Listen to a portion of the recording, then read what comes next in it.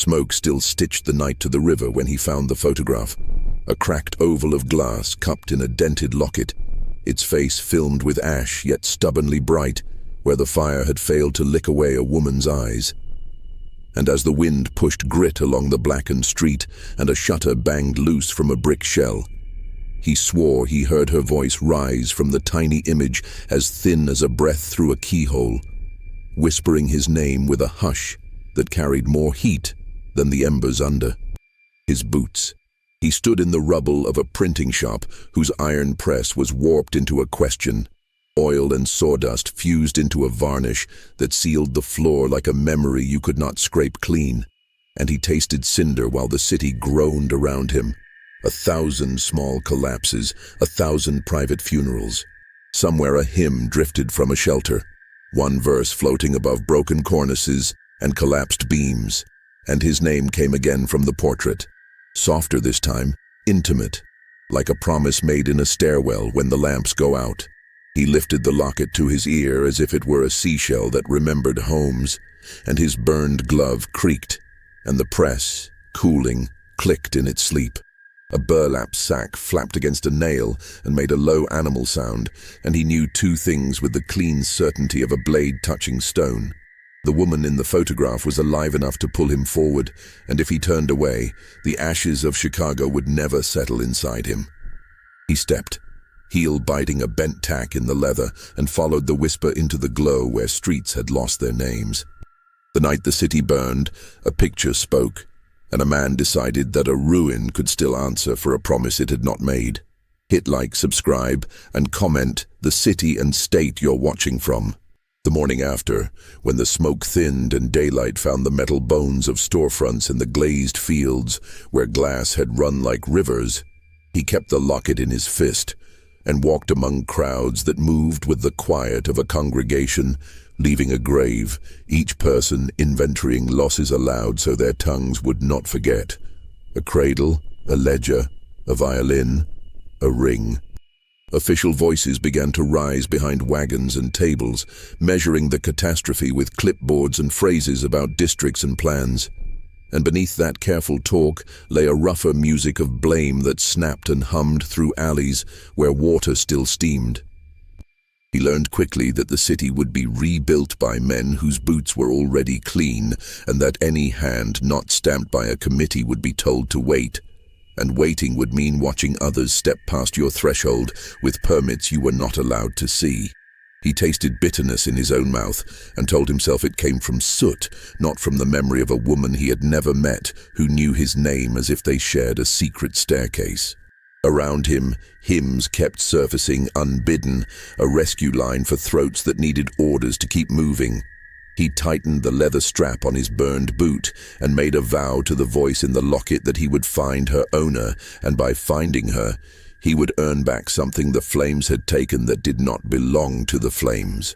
He found the first clue in the press that had melted toward the floor like a kneeling man caught deciding whether to pray or to run.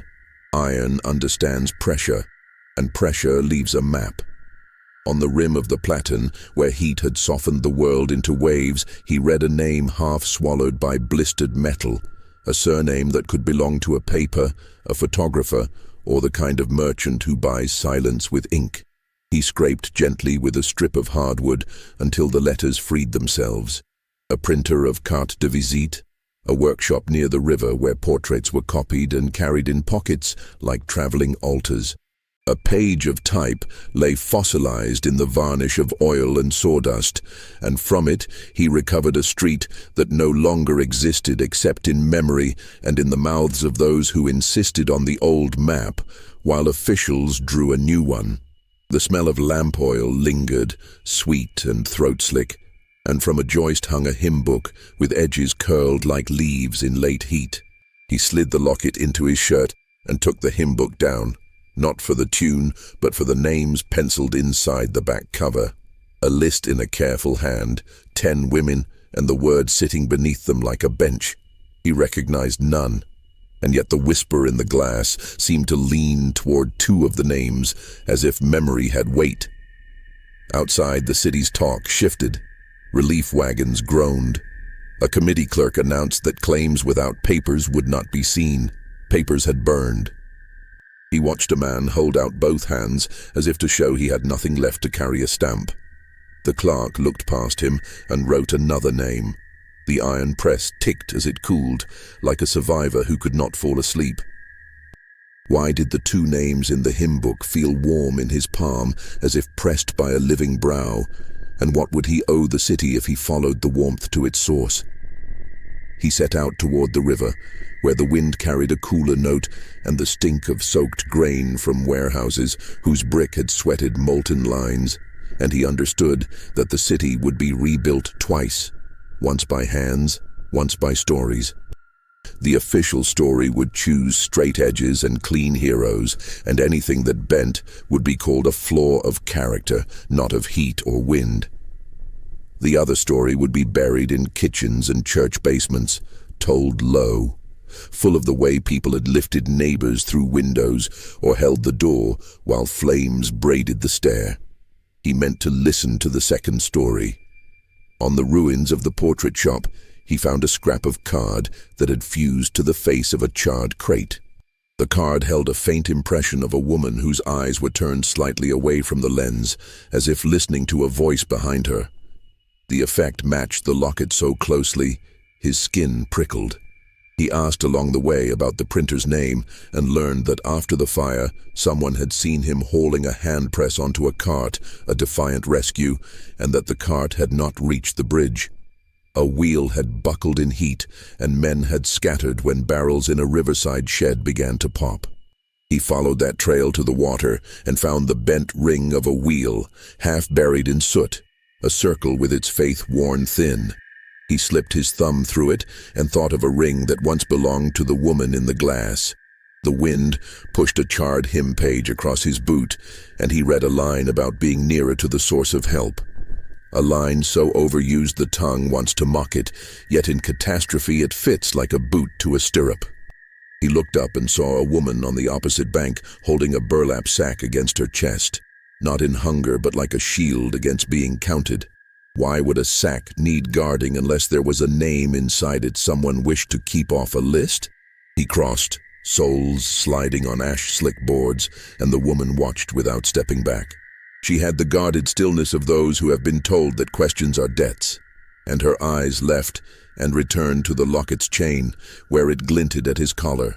He introduced himself only by his first name and asked about the printer. Her mouth set at the corners.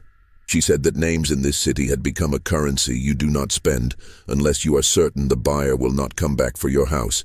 He said he was not a buyer. He opened his palm and showed the photograph through the cracked glass. She did not take it, but something inside her face loosened.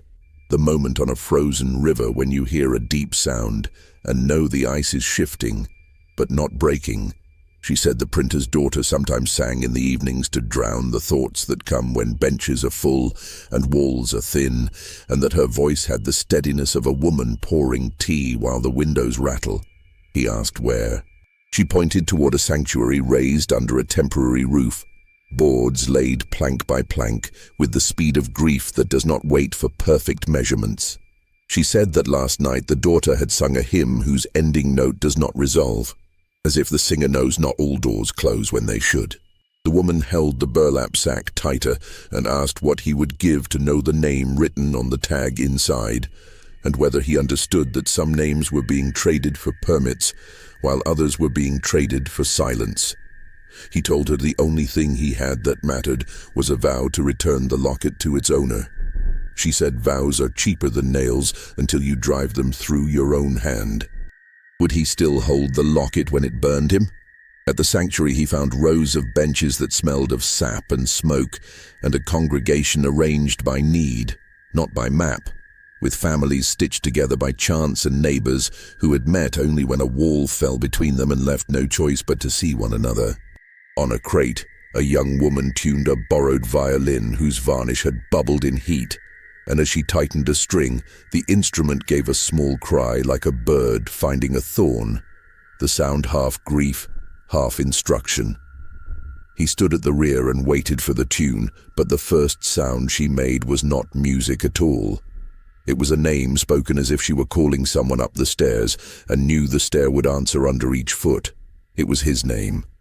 He felt the entire room tilt toward the syllables like grass toward a wind that promises rain.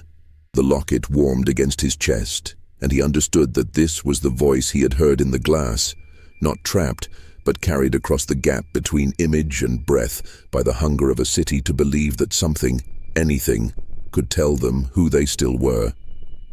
She began to play, and the melody did not resolve.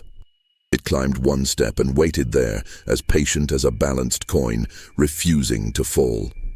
He closed his eyes and saw the iron press bending, a boot heel biting a tack, a burlap sack tucked beneath a bench, and a hymn book with 10 names.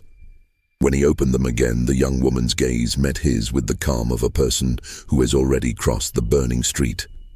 If she knew him, from where? Between songs, she spoke to the room, not as a performer, but with the plain cadence of someone giving directions while water rises. She thanked the men who had carried barrels from the river, the women who had boiled what little grain remained until it fed more mouths than math allowed, the elders who had traded stories for sleep when the children would not close their eyes.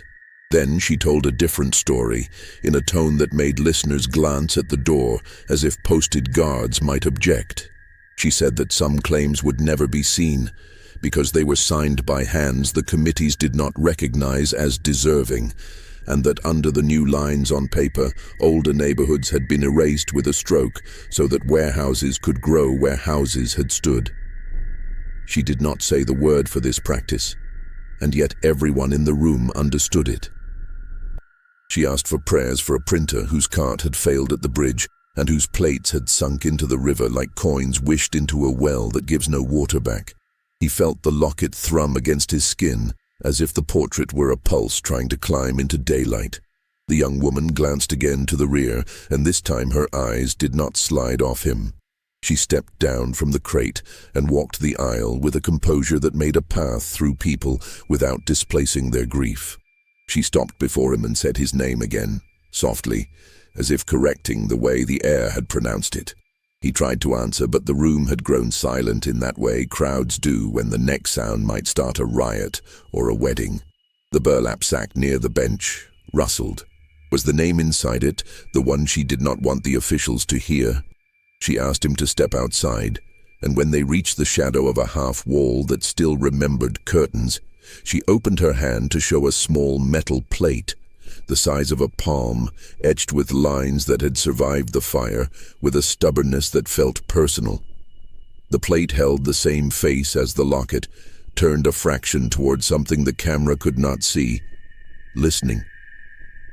She said that the plate had been rescued from the river at dawn by men who believed in salvage more than in policy, and that in the right light it would give back a perfect copy if pressed to card with patience and steady pressure.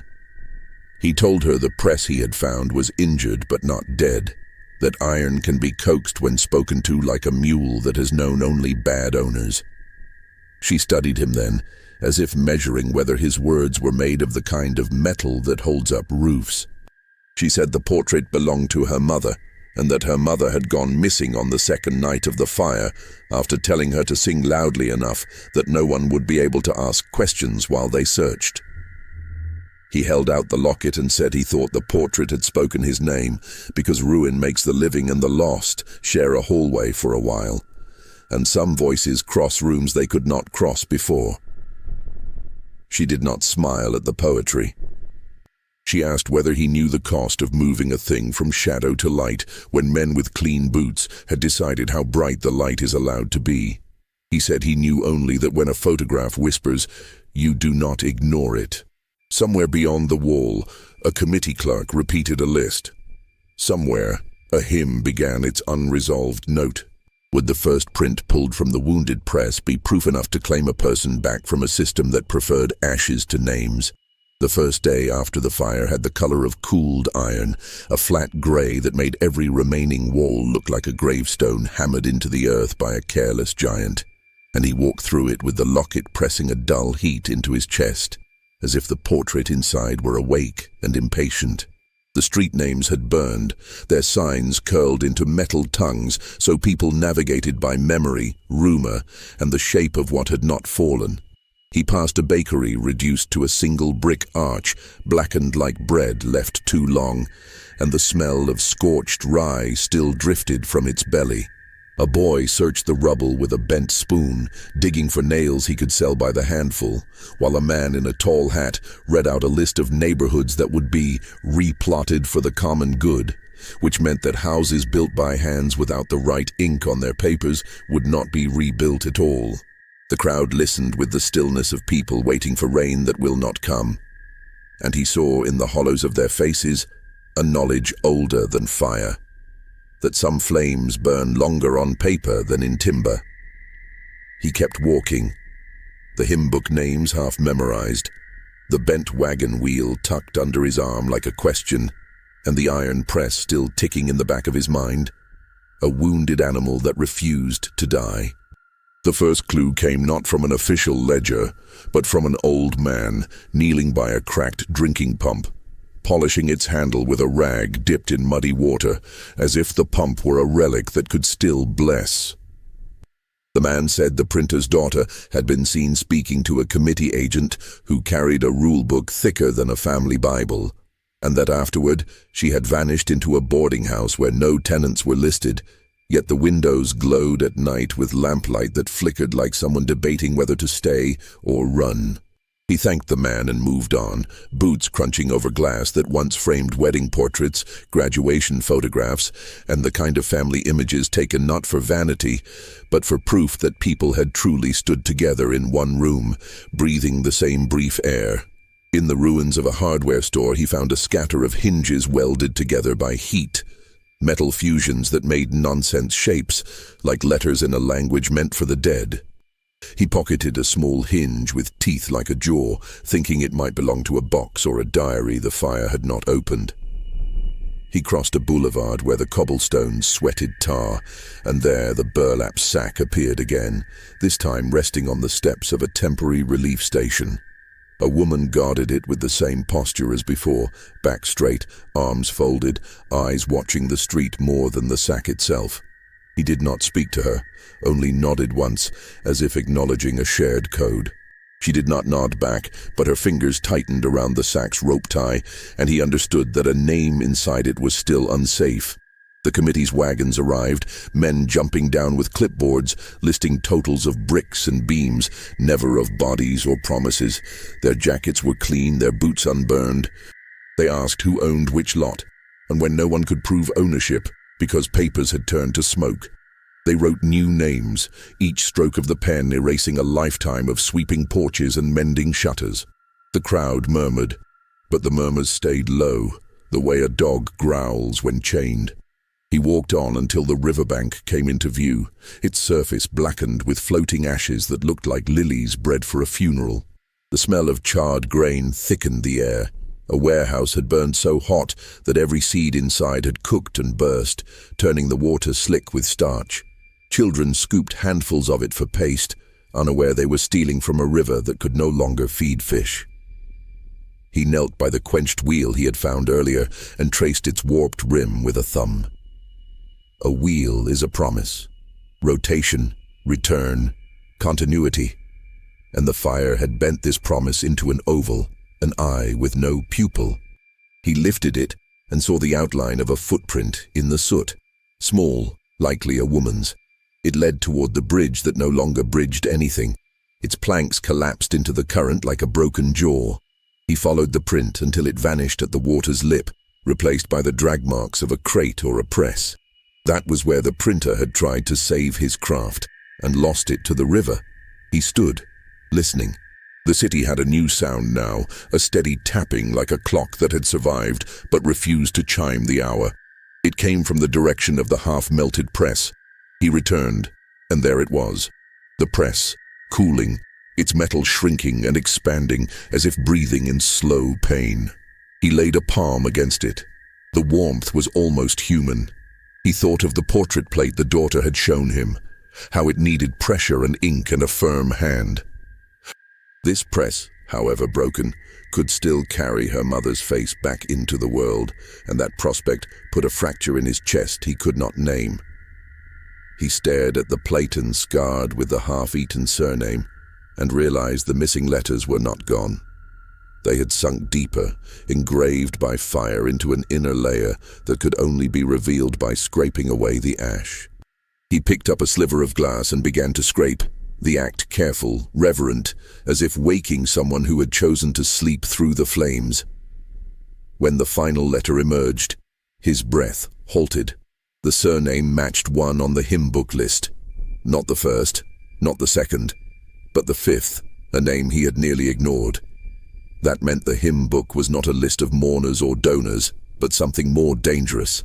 A ledger of women targeted for erasure, not by fire, but by paperwork.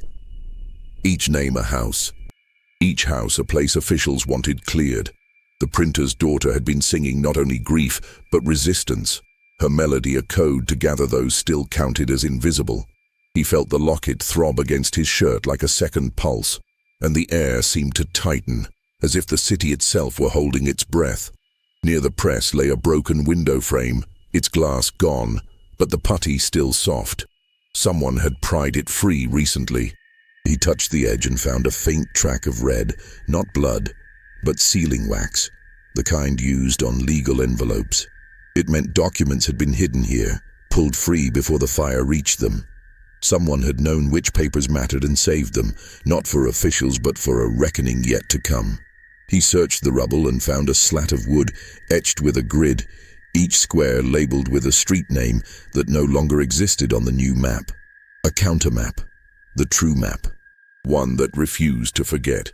He heard footsteps then, not the shuffle of survivors, but the measured stride of men who believed their badges granted moral weight. 2 committee agents entered the ruin, their coats unburned, their eyes sweeping the wreckage not with grief, but with ownership.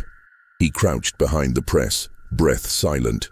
One agent kicked the hinge he had pocketed Earlier's twin, muttering about unauthorized salvages. The other knelt by the press and tapped its frame, saying it would fetch coin if melted down. They spoke of the printer's daughter as if she were a rumor, not a person, and of unregistered names that needed removing from ledgers before rebuilding contracts were signed. He waited until they left, the ticking of the press resuming like a heartbeat. The cliff edge had arrived. He could take the press's last breath and use it to print a face that officials wanted forgotten. Or he could walk away and let the ashes settle into silence. The locket's whisper was no longer a whisper. It said his name, but not as a plea, more like a verdict. Would the next turn of the press stamp truth onto card, or seal a fate he could not repeal? Dawn came in shards, not in light.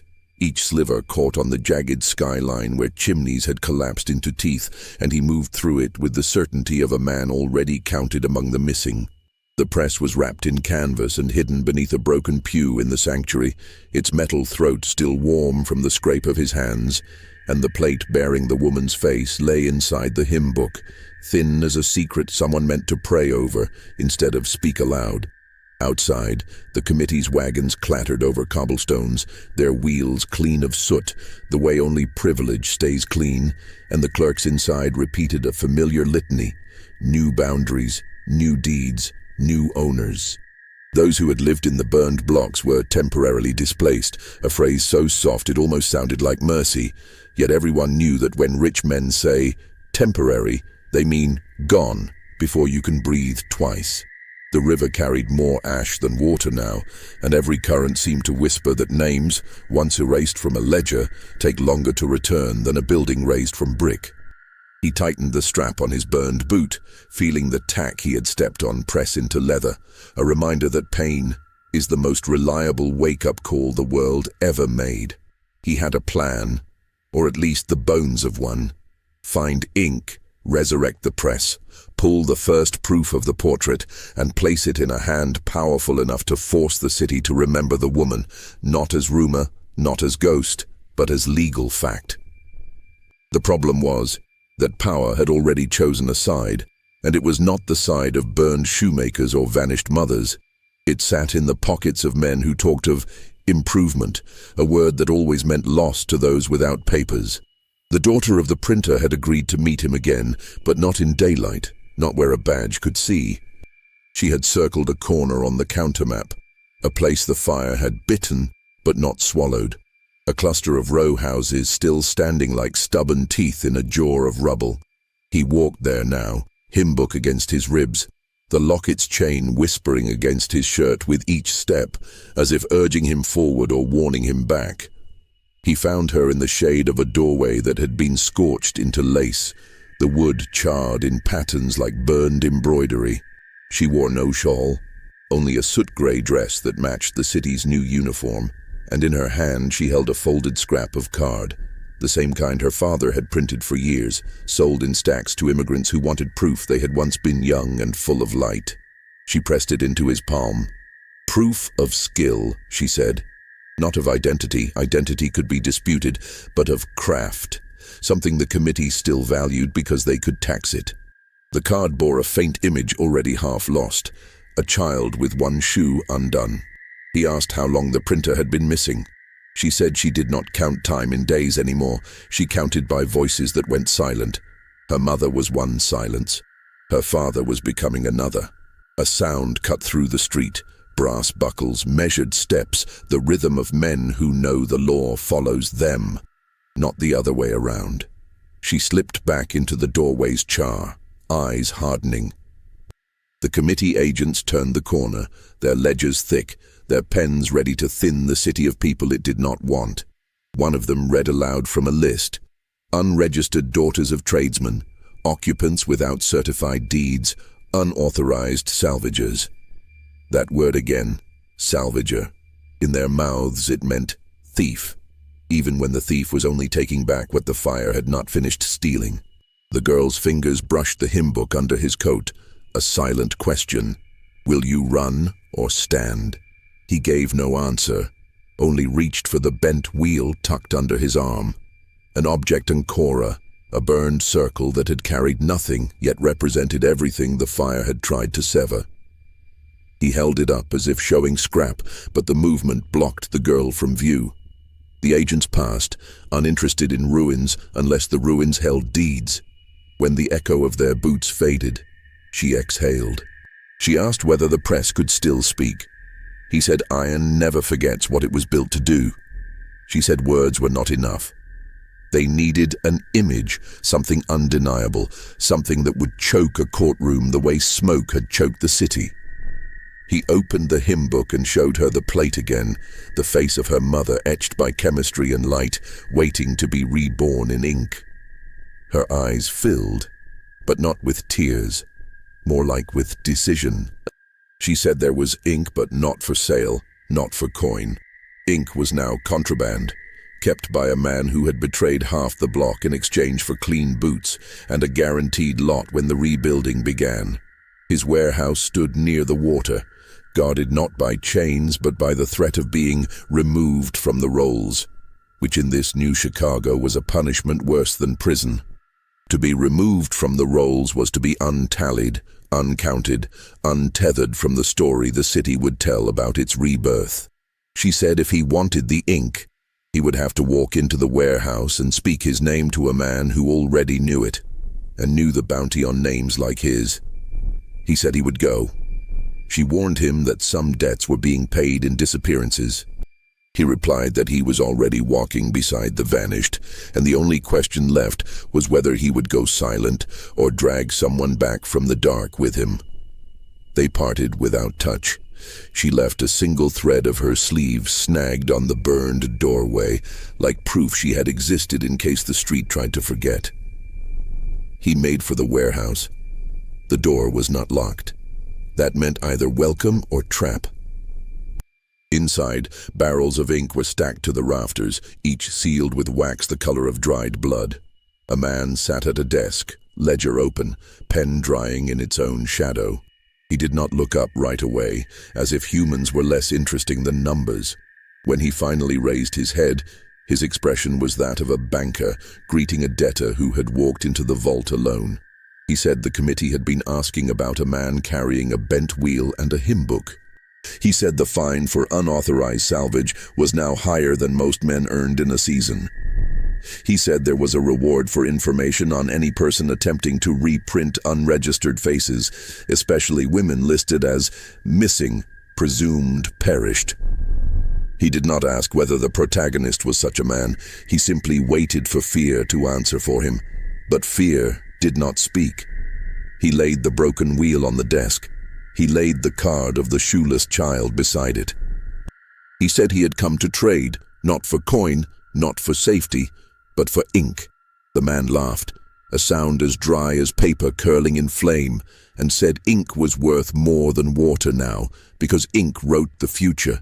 He asked what the protagonist had to offer. Only the truth, he said, and a plate that could make the truth unburnable. The man stilled. He understood the danger of a face that refused to stay dead. He offered a single barrel, on one condition. The first print must go not to the daughter, not to the courts, but to the committee, so they could decide whether the woman deserved to exist in the New Chicago. He refused. The refusal changed the air. The warehouse felt suddenly smaller, the walls listening. The man closed his ledger, said the city did not belong to grief anymore, it belonged to permits. He said that if the protagonist printed that portrait, the city would erase him before the ink dried. He asked one question before leaving. If a voice whispered your name from the ashes, would you silence it to save yourself? No answer came. He took the ink anyway. He did not know whether the warehouse man would report him. He only knew that the first pull of the press would decide more than ownership of a face. It would decide whether names survive fire or only the flames are allowed to leave a record. Outside, the sky dimmed to the color of a bruised lung, and the locket burned against his chest. The city was listening now. Something would answer, and not all answers are gentle.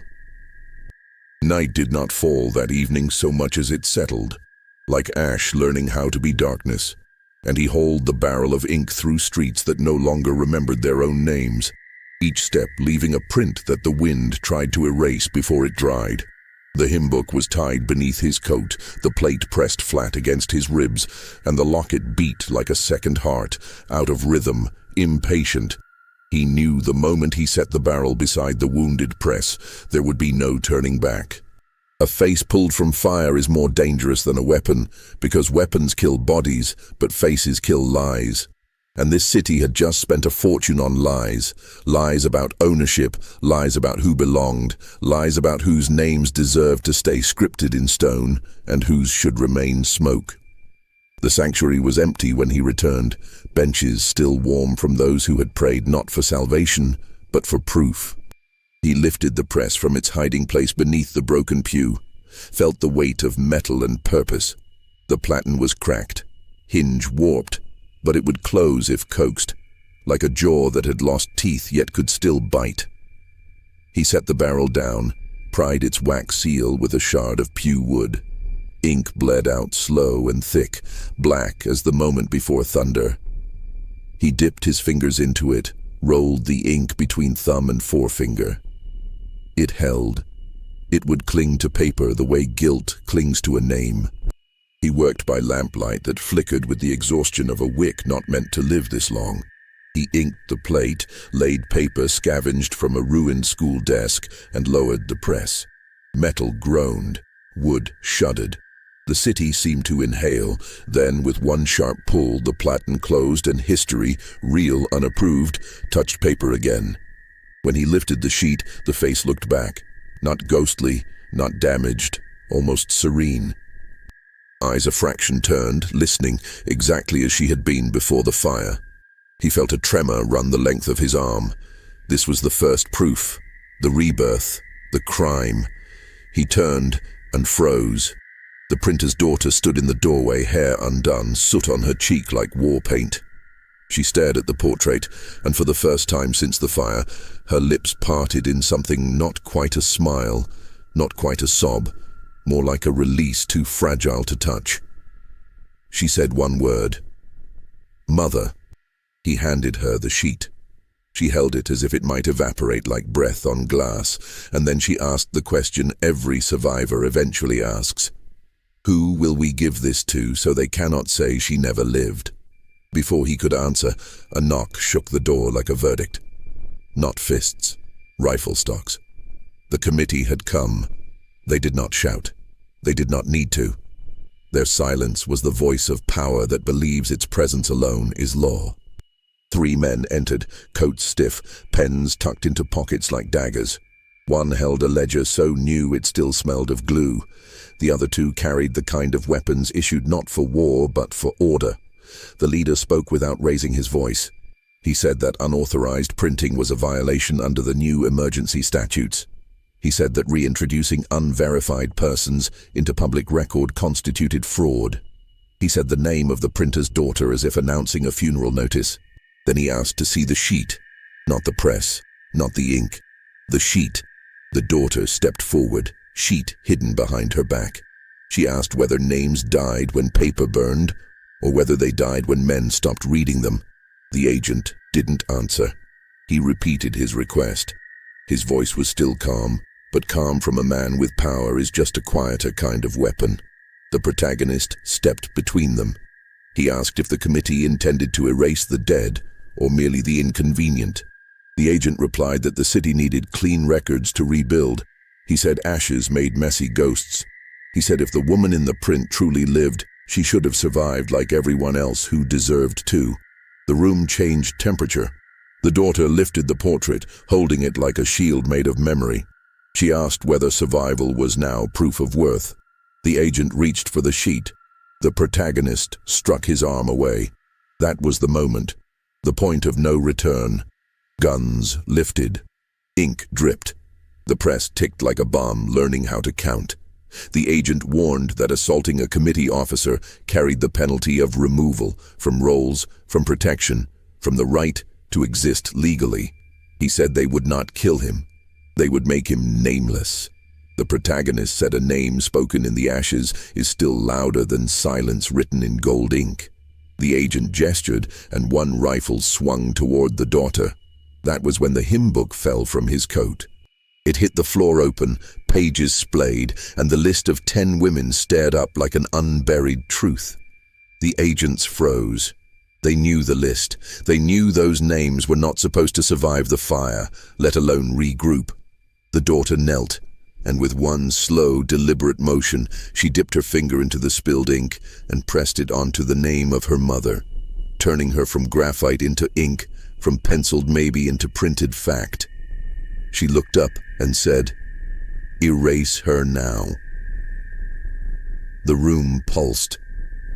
The agents didn't arrest them. They retreated, not in fear, something worse. They left to escalate. A warrant would come, a raid, a disappearance rewritten as loss in the fire. They had hours, maybe less. He printed a second sheet, then a third, each one drying on thread pulled from choir robes. The daughter copied the map etched on the wood slat, marking which houses on the hymn book list were still standing. He scratched names into the bent wheel's metal rim, one per spoke, turning it from debris into a memorial. But something was missing. Proof of the city's crime was not enough. They needed a voice with reach, someone who could force the committee to acknowledge the face. Someone the new Chicago could not ignore. The daughter said there was one man left who still printed truth, as if it mattered. The editor of a small newspaper operating from the ruins of a cellar 2 blocks away. His press had survived because it was too small to loot and too stubborn to break. But he published anonymously now because truth had become a punishable profession. They would take the portrait to him. They would print it in the paper, not as obituary, as accusation. But the ink barrel was too heavy to move quickly, and the agents would return. Then came the first real victory. The woman with the burlap sack stepped through the sanctuary door. She untied the rope, reached in, and pulled out not food, not clothes, but a stack of blank deed papers, original, unburned, stolen from the committee office before the fire. Real documents. Official stock. The kind that could register a name permanently if filled in and stamped. She said her silence had cost enough. She said the sack had waited for the right hands. The daughter took one sheet, laid the portrait on top, and wrote her mother's name in ink, so dark it looked like a door forced open. They now had image, ink, paper, map, ledger, and one night before the city came to erase them, he carried the wheel. She carried the portrait. The woman with the sack carried the deeds. They moved through alleys where the fire had turned fences into ribs. Dogs followed, not barking, just aware. As they neared the cellar press, a boy ran ahead to knock the secret code. 2 knocks, pause, him tap. The door opened, and the editor, face lined with ash and sleeplessness, stared at the portrait as if he'd been waiting for it since the first spark landed on the first roof. He said the paper would run it. Front page. No headline. Just the face. Let the city choke on the question. Who is she? And why are they trying to forget her?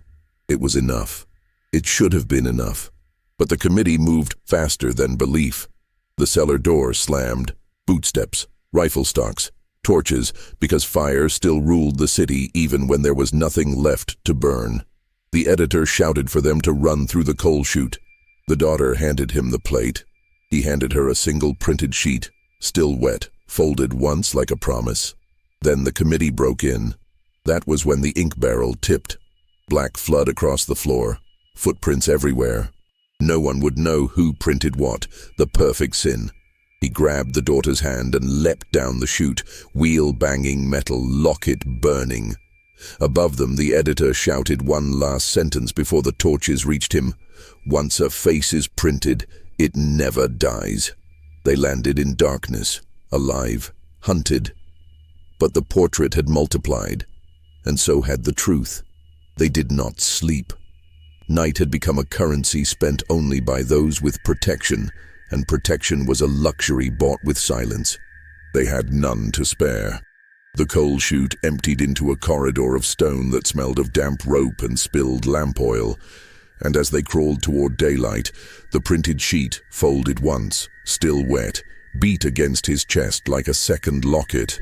A louder whisper.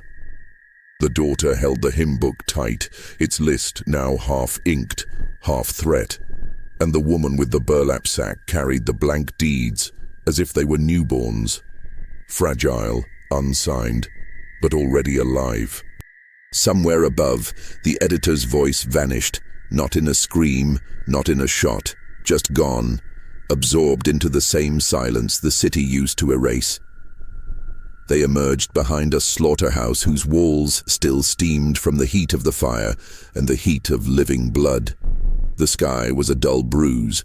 Dawn refused to come as if daylight was waiting to see who still deserved it. They needed distance. They needed witnesses. They needed a crowd. Not for safety. Crowds were the first to scatter when law arrived, but for something more powerful. Visibility. A truth hidden is a rumor. A truth printed is defiance. A truth, read aloud, becomes a verdict the world cannot unhear. The daughter said there would be a gathering at noon, a relief meeting, the kind where officials handed out rations with one hand and confiscated land deeds with the other. A perfect stage, a perfect test, the mandatory prova publica. The story demanded. He knew it. She knew it. Even the city, broken as it was, seemed to feel the pulse of something irreversible coming. They walked through streets where ash had turned to mud, where children played with melted spoons because toys had burned, where every survivor had a story and every official had a ledger. The committee had started posting new signs, each nailed to charred beams. District 3 to be cleared. Former residents must register. Unclaimed property reallocated for city advancement. Advancement. A word sharpened by the same fire that dulled every other. They arrived early. A crowd was gathering. Widows, shoemakers, brick haulers, men who still smelled of the river because they refused to leave it, women who carried photographs with no frames and names with no papers. When the committee wagon rolled in, silence spread like frost over a pond. 3 agents climbed atop the wagon. One opened a ledger. The other two stood guard, rifles gleaming, as if the ashes might rise and storm them. Then the speech began. Words of pity, words of ownership wrapped in sympathy. For your safety, for rebuilding, for order. The crowd listened the way a trapped animal listens to a hunter's footsteps, still, but never calm. That was when the daughter stepped forward. She did not ask permission. She did not raise her voice. She simply held up the printed portrait. The paper caught the light. The woman's face, inked into existence, looked out over the crowd, eyes listening as before, as if she stood among them, unburned. A murmur began, then a question, then a name. Someone in the crowd recognized her. Someone else repeated it. A third voice said she had not died. She had been taken. That was when the first agent shouted, "Seize the sheet!" and the rifles lifted. But the crowd was no longer still. They surged, not as a mob, not as rioters, but as witnesses who had smelled enough smoke to know when a fire was being relit on purpose. Hands reached to touch the portrait as it passed overhead, lifted higher, carried like a relic. The committee agents hesitated. Law only works when no one is watching. Now, everyone was. The protagonist stepped forward, bent wheel in one hand, locket in the other. He said the woman in the portrait had lived, worked, sung, built, and fed this city long before the men with ledgers learned to spell its name. He said the hymn book held 10 more names. The city was trying to bury under paperwork. He said if the fire had killed her, the city would have mourned her, but because she lived, the city had chosen to erase her. The agents threatened arrest. The crowd did not move. He held up the wheel. Each spoke now bore the scratched name of a missing woman. He spun it once. The names circled like a clock that refused to forget the hours it had kept. Then the girl spoke. She said her mother's voice still lived inside the portrait, and voices do not burn. She said the city could seize a deed, steal a house, rewrite a map, but it could not take back a face once printed. The committee leader lunged forward. He tore the portrait in half, or thought he did, because the daughter had expected it.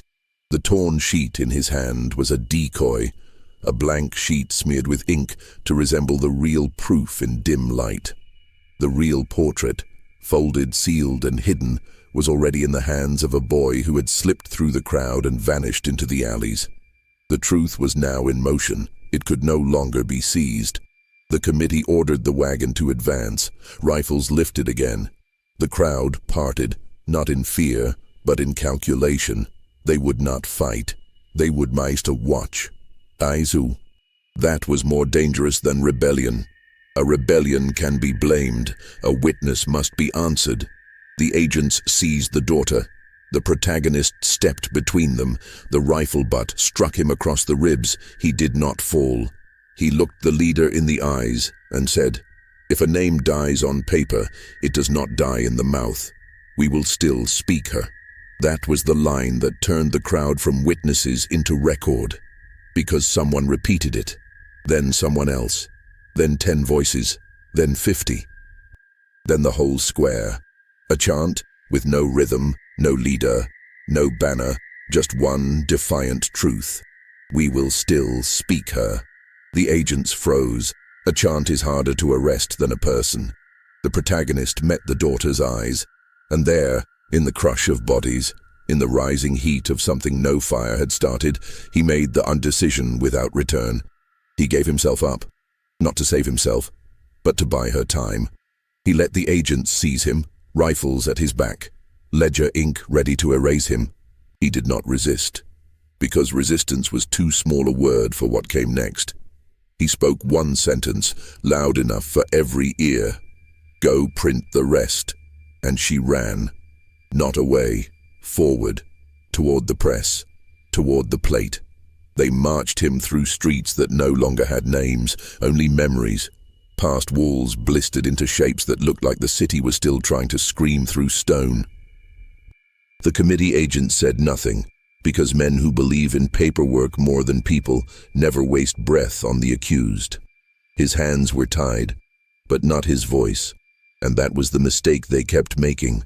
They thought a bound man could not leave marks. The locket still hung against his chest, hidden beneath his shirt, warm like a coal refusing to die. Each step took him farther from the crowd, farther from the wheel carved with women's names, farther from the daughter who now carried the portrait like a blade sharper than law. But with each step, he also knew this. He had already crossed the point where survival mattered less than you are, Echo. A body can vanish. A truth cannot, once spoken enough times. They took him to a holding hall that had once been a schoolhouse, desks stacked against the wall like condemned children. They wrote his name in a ledger, then crossed a line through it before the ink dried. Erasure in real time. One agent asked whether he had anything to confess before he was removed from the rolls. He said yes. He confessed that a face printed in ink would outlive them all. The agent said, "Ink burns." He replied, "Not once it dries on 1,000 sheets." They left him in a room with no windows, only a door whose lock clicked like a judge's tongue. The silence settled, thick as plaster dust. Then he heard it, a sound faint but alive, the slow, methodical turning of a press somewhere in the city, like a heartbeat amplified through gears. She was printing. They had failed to stop her. He closed his eyes and let the darkness fill with what he could no longer see. The portrait, the hymn book, the map of the burned streets, the wheel with its scratched names, the burlap sack full of blank deeds waiting for signatures. Objects ancora. Proof that a life leaves things behind when a system tries to leave nothing behind of life. The door opened, but it wasn't the agents. It was the woman with the burlap sack. She hadn't run. She hadn't hidden. She had followed. She pressed a scrap of newspaper into his hands, a fresh headline. No blame, no story, just the portrait. Front page, printed by the cellar press before it fell. Below it, a caption in plain type. She lived. Who decides she didn't? He exhaled. The first victory wasn't freedom. It was irrefutable record. Outside, the city was changing faster than the committee could stamp forms. People carried the printed sheet folded in pockets, slipped into hymn books, tucked behind shattered windows. Faces reappeared on doors, on fences, on the wagons hauling water. Every time the agents tore one down, 2 more went up. Names spread faster than orders. The daughter didn't speak in crowds anymore. She didn't need to. The portrait spoke for her. And in a city rebuilt on erasure, a face that refused to disappear was the loudest rebellion possible.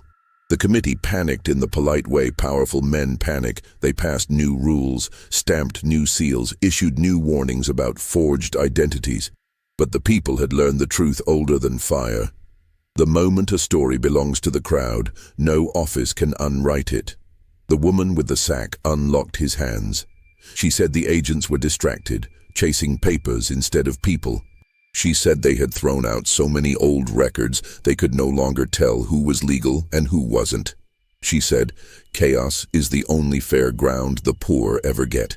He asked where the daughter was. She said, running the press, not to print the past, to name the living before the city decides who is allowed to breathe. He stood, free not by pardon but by irrelevance to a system losing control. He walked back through the burned blocks, not as a fugitive, but as someone whose erasure had already failed. The bent wheel lay where he left it, now adorned with candles and scraps of paper on which people had written their own missing names. The hymn book had become a public ledger, pages signed over and over with inked fingerprints. The burlap sack, once full of deeds, now held signatures. Proof of residency claimed not by authority, but by existence. At the press, the daughter looked up from her work. Ink streaked her arms like war paint. She said she had printed 200 sheets since dawn, each one a torn witness. He did not ask whether her mother had been found. Some absences stay physical. Some return only in paper and song. Instead, he hung the locket on a nail above the press, not as a keepsake, as a warning. The city would rebuild, streets would straighten, deeds would change hands. But a face once printed never really returns to silence. The years ahead would not be clean. Truth never rebuilds the way stone does. But the portrait lived. The story lived. The chant lived. We will still speak her. And in the end, the city learned something the fire already knew. It is easier to burn wood than memory. The city never admitted its mistake. Cities never do. They simply build new walls over old wounds and trust that time will mortar the cracks. But Chicago kept the scar, visible in the bricks that darkened differently where fire had once tasted them, and in the way people whispered names the committee tried to bury. The portrait became a seed of unrest, passed hand to hand until no one could remember who first printed it, which meant everyone owned it. The press survived, battered but obedient, its platen still closing like a jaw that refused to forget the taste of truth. They repaired it, plate by plate, and used it not to resurrect the dead but to prevent the living from being erased next. That was the true inheritance, not rage, not revenge, but record. He stayed, not as a hero. Heroes get statues and statues burn, but as a witness with ink on his hands and a memory sharp enough to cut silence. The daughter kept printing. The woman with the sack began collecting signatures from anyone the city refused to count. The wheel hung beside the press, its spokes filling with new names each winter, and every time a child asked who the woman in the portrait was, someone would answer, "She lived. That is enough." Time moved. Streets rebuilt, stories softened at the edges, but one truth remained harder than stone. A face that survives fire is stronger than the fire. And if a city wants to forget, it must first silence every mouth that still speaks the name. This city never managed that. Because some names are not spoken for remembrance, they are spoken for resistance.